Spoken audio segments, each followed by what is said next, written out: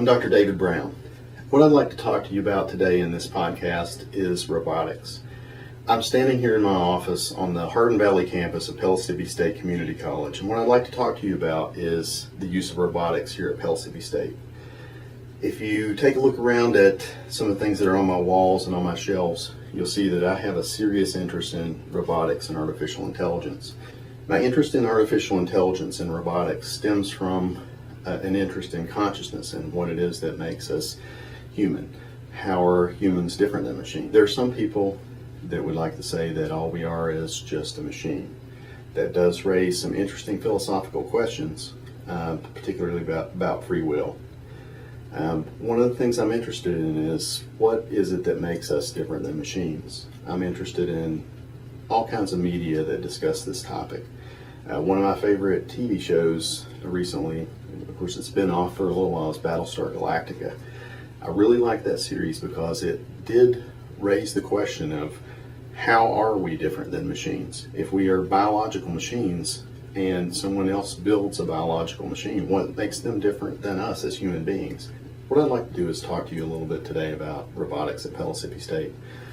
Over here I have 3 generations of robots that we've used in the Introduction to Information Technology class, and I'd like to show those to you right now. The first robot that we used in CSIT1110 is this Bobot, and you can see that it has a breadboard. You can actually do some wiring on here and then program it in a basic stamp language. This one was a little bit difficult for some of the people that we have in class, since we have so many different skill levels. We've been using the Lego Mindstorms for several years, and this is one that's been built by the last semester's class. These are easy to program. There's a visual environment that's included with it that's much like Scratch, and so this has been real successful for us in introducing people to the basic mechanisms of robots, sensors, processing language, and outputs like wheels, buzzers, the things that output from robots. This fall I'm going to be prototyping a Java class using this robot, which is the Finch.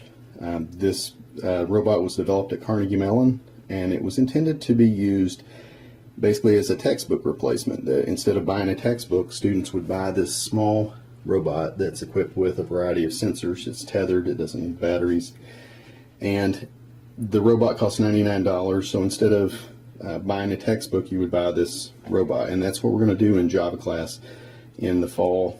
Last summer I built a small robot. This one here, I called him Mo. I was basically playing with some things of the neck articulation. This one was supposed to be able to, turn the neck and tilt the head up and down. There are 2 servo motors right there. I built it using this little Arduino Uno board.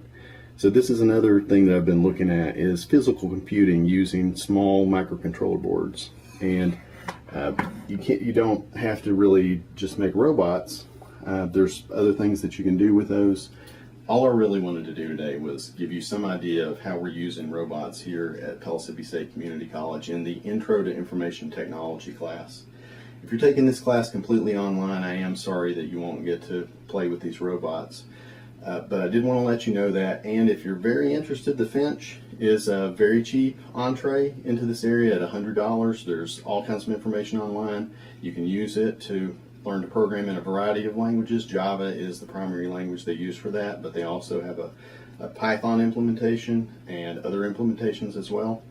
As I mentioned before, I've been playing with the Arduino Uno board, which is about $35 or $40. So if you're a little bit more adventurous, you might try to build a robot from scratch, or use it just to understand a little bit more about physical computing. There's lots of information online, lots of good YouTube videos that show how to build things. I have a blog that talks about my building of the small robot last summer. So anyway, I hope you've enjoyed it, and until next time.